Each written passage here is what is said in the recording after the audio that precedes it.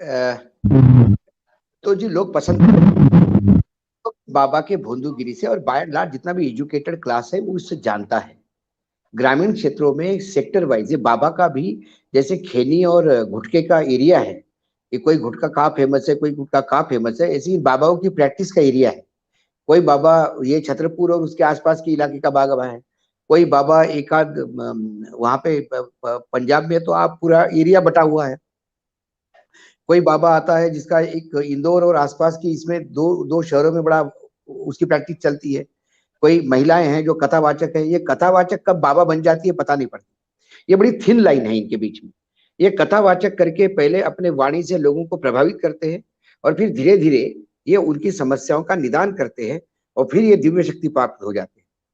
यही रामदेव बाबा सिर्फ योगा करता था। जब उसने देखा कि प्रैक्टिस अच्छी चल गई, तो वो फिर ज्ञान भी देने लगा। वो धर्म पे भी बोलने लगा, हिंदुत्व पे भी बोलने लगा, फिर वो आयुर्वेद पे बोलने लगा। और आयुर्वेद पे बोलने के बाद फिर वो ऐसी चिकित्सा प्रणाली और इसी के बारे में बोलने लगा, और फिर ऐसे क्लेम करने लगा कि मैं कैंसर भी ठीक कर देता हूँ, मैं ये भी कर देता हूँ, मैं वो भी कर देता हूँ। और फिर धीरे धीरे ये जहर, जैसा सांप का जहर थोड़ा थोड़ा ले तो बाद में सांप काटने से कुछ नहीं होता, वैसा इनका है।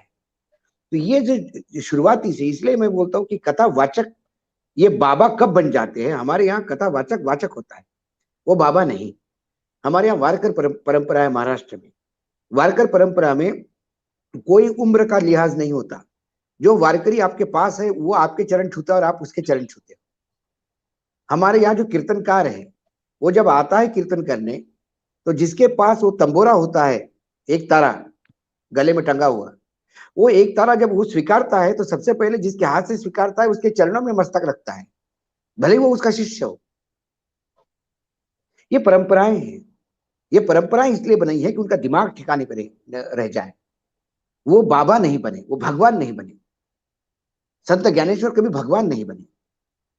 संत तुकाराम ने कभी भगवान का दर्जा नहीं लिया। संत तुकाराम को तो लोगों ने मतलब उनके खिलाफ तो पूरा समाज उठ के खड़ा हो गया था, क्योंकि उसी समाज के कुरीतियों पे जो संत तुकाराम काम कर रहे हैं वो मानव जी काम कर रहे हैं, उनको भी उतना ही।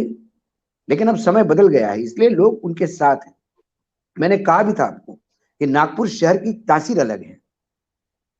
जैसे ये झुंड यदि पॉलिटिकल पीछे माइलेज नहीं हो तो उनकी औकात भी नहीं कि वो उस हॉल तक भी आ जाए, लेकिन पीछे से ये भेजे गए हैं क्योंकि हिंदू मुसलमान करना है। 2000 का चुनाव आपके सामने, हमारे सामने ये है कि भाई देश में क्या क्या गलत हो रहा है। मानव जी एक काम में लगे हुए हैं कि अंधश्रद्धा निर्मूलन करना है। राजनीतिज्ञ सिर्फ इसीलिए लगे हैं कि अगला चुनाव जीतना है। फिर अपना चुनाव जीतने के लिए बाबा का तड़का भी चाहिए, धर्म का रूल भी चाहिए। और जब हम घोषणा पत्र करते हैं तो देश के विकास की बात करते हैं। बोलते एक है करते एक है, करनी आपकी सारी, हिंदू मुसलमान डिवाइड धर्म, इसका तड़का लगाते हुए आप देते हैं।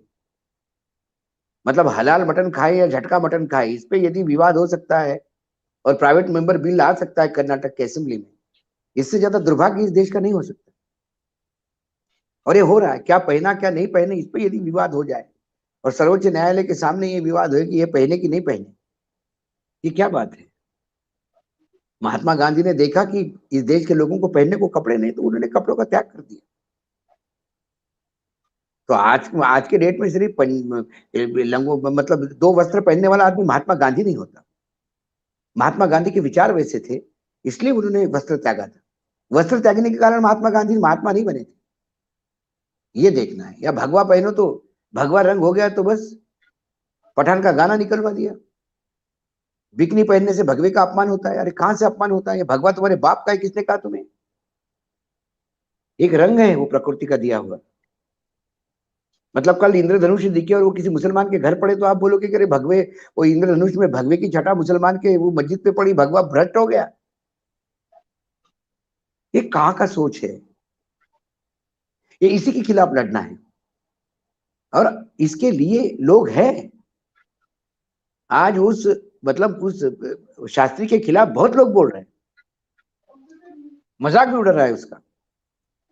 पूरा सोशल मीडिया पटा पड़ा हुआ है कि साहब पुलिस में कंप्लेंट करने की क्या जरूरत थी? आत्मिक बल से ढूंढ लेते, उसको पनिशमेंट दे देते,